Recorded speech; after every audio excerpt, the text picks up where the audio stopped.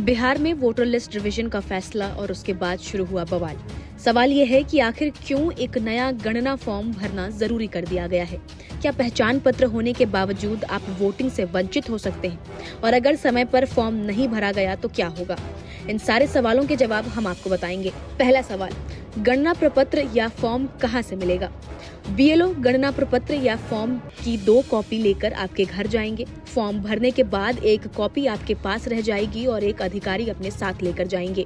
अगर आपका नाम 2003 वाली सूची में था तो आपको सिर्फ फॉर्म भरना होगा। अगर नया जुड़ा है नाम तो फिर आपको 11 के हिसाब से जो डॉक्यूमेंट मांगे गए हैं उनमें से किसी एक को देना होगा। दूसरा सवाल, क्या गणना फॉर्म भरना जरूरी है? गणना फॉर्म भरना बहुत जरूरी है। 24 जून 2025 तक अगर आपका नाम लिस्ट में था तो आपको ये फॉर्म भरना होगा। चुनाव आयोग इस फॉर्म और उसके साथ मिले दस्तावेजों की जांच करेगा। 27 जुलाई तक अगर ये फॉर्म जमा नहीं किया गया तो 1 अगस्त को जब लिस्ट जारी होगी तो आपका नाम लिस्ट में नहीं होगा। तीसरा सवाल, गणना फॉर्म में क्या क्या भरा जाएगा?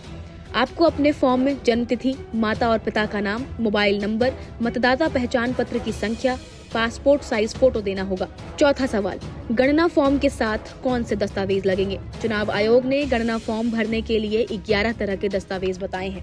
पहला, केंद्र सरकार, राज्य सरकार या सार्वजनिक उपक्रमों यानी पीएसयू के द्वारा जारी कोई पहचान पत्र या पेंशन आदेश की कॉपी। दूसरा, 1 जुलाई 1987 से पहले भारत में सरकार, स्थानीय प्राधिकारी, बैंक, डाकघर, जीवन बीमा निगम यानी LIC या सार्वजनिक उपक्रम से जारी कोई पहचान पत्र, प्रमाण पत्र या दस्तावेज।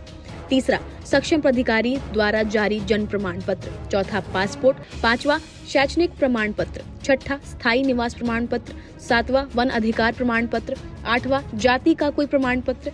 नौवां, NRC और 10वां, राज्य सरकार द्वारा तैयार किया गया पारिवारिक रजिस्टर। और आखिरी, आवास का आवंटन प्रमाण पत्र। पांचवा सवाल, फॉर्म भर दिया गया लेकिन BLO नहीं आया। अगर आपने फॉर्म भर दिया है और आपके इलाके में BLO फॉर्म को लेने नहीं आ रहा है तो आप चुनाव आयोग से शिकायत कर सकते हैं। 1950 पर शिकायत दर्ज करा सकते हैं और BLO का नंबर मिलेगा आपको इस वेबसाइट पर। छठा सवाल, गणना फॉर्म में आधार लगा सकते हैं? जी नहीं। आपने अगर गणना फॉर्म में Aadhaar card, PAN card, ration card या ड्राइविंग लाइसेंस लगाया है तो आपका फॉर्म निरस्त हो जाएगा। सातवां सवाल, पहचान पत्र है तो फॉर्म क्यों भरे? अगर आपका नाम 24 जून 2025 तक वोटर लिस्ट में शामिल हो गया था तो आपको गणना फॉर्म भरना ही पड़ेगा। अगर आपने ऐसा नहीं किया तो आप पहचान पत्र होने के बावजूद भी मतदान नहीं कर पाएंगे।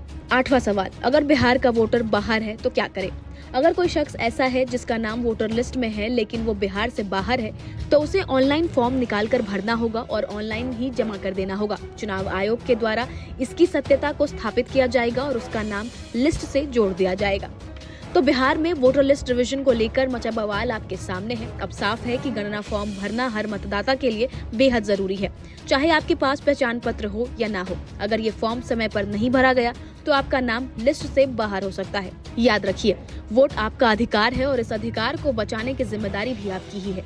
अब सवाल ये है कि क्या आप समय रहते फॉर्म भरकर अपनी आवाज को लोकतंत्र में जिंदा रखेंगे या फिर आने वाले चुनावों में मताधिकार से वंचित हो जाएंगे? आप इस पर क्या कुछ कहेंगे? हमें कमेंट्स कर जरूर बताएं।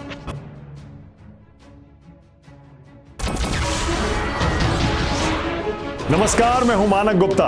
अगर आपको हमारा ये वीडियो पसंद आया हो तो इसे लाइक और शेयर जरूर करें और हाँ, हमें सब्सक्राइब और फॉलो करना ना भूलें ताकि आप देश और दुनिया की कोई खबर मिस ना करें। तो जुड़े रहिए हमारे साथ और देखते रहिए News 24।